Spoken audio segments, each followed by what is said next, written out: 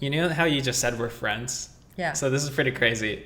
Aside from my ex-girlfriend, I probably messaged with you the most after. Isn't that pretty crazy? Of all girls. Yeah. Okay, Like you're good. the second. But I So don't know let's if keep that up. Let's so keep I that don't know up. if that shows that I'm just like a nerd. You're such a loser. Do you have I'm friends? just like such a loser, or maybe that means we're like somewhat close. But in person, this is the first time we're seeing each other in years. Well, obviously because of the pandemic, so that's not really indicative of everything. But Also, yeah. because I've been gone and you've been like everywhere. Yeah, we're too. both LDRs out of the country.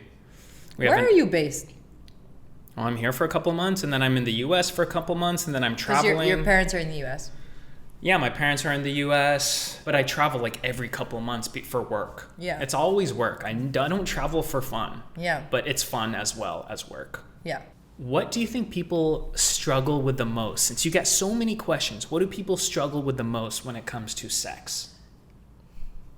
That's a good question. I think it's different. For girls, they lose their sex drive. We have a lot of Like women as they age, or just... in relationships. I think they lose. A lot of women write to us and say like, how do we get our mojo back, our libido? How do we get that sex drive back? What can we do to make our sex lives more exciting? That's a huge question we always get. So we had this girl come on. Her name is Joyanne Santos. She is a dominatrix, and she was teaching people how to insert kink into their sex lives. So it can be in a form of like slapping, or it could be, introducing like, we had somebody else, say Tioko, come up and say, you can introduce sex toys, like have a vibrator, and then role play, things like that. So a lot of our listeners are always looking to spice up their sex life, or lack thereof. Like, how do they get it back?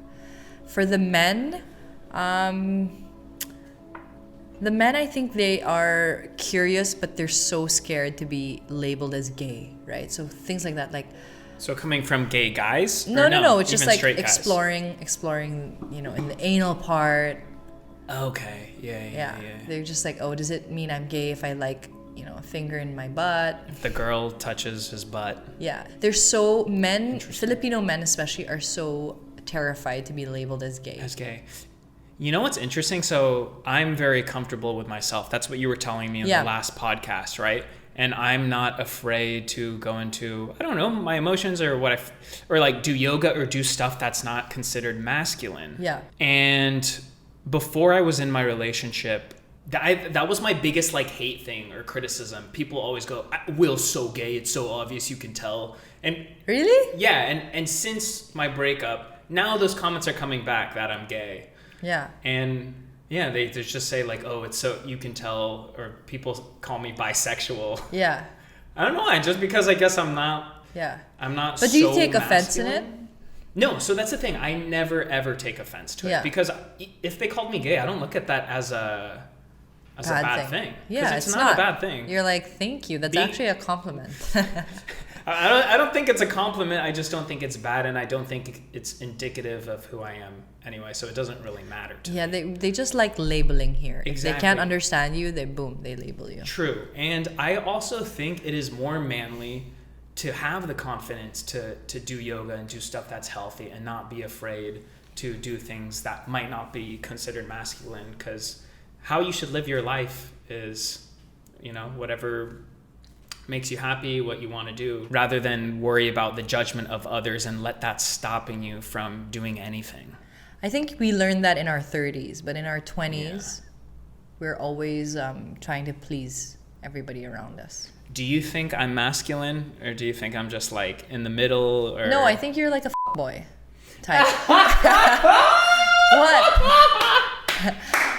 That's so your some people image. think I'm a boy as well too. So yeah, the bashers can't make up their mind if I'm a boy or if I'm gay. No, you're definitely a boy. That is so funny.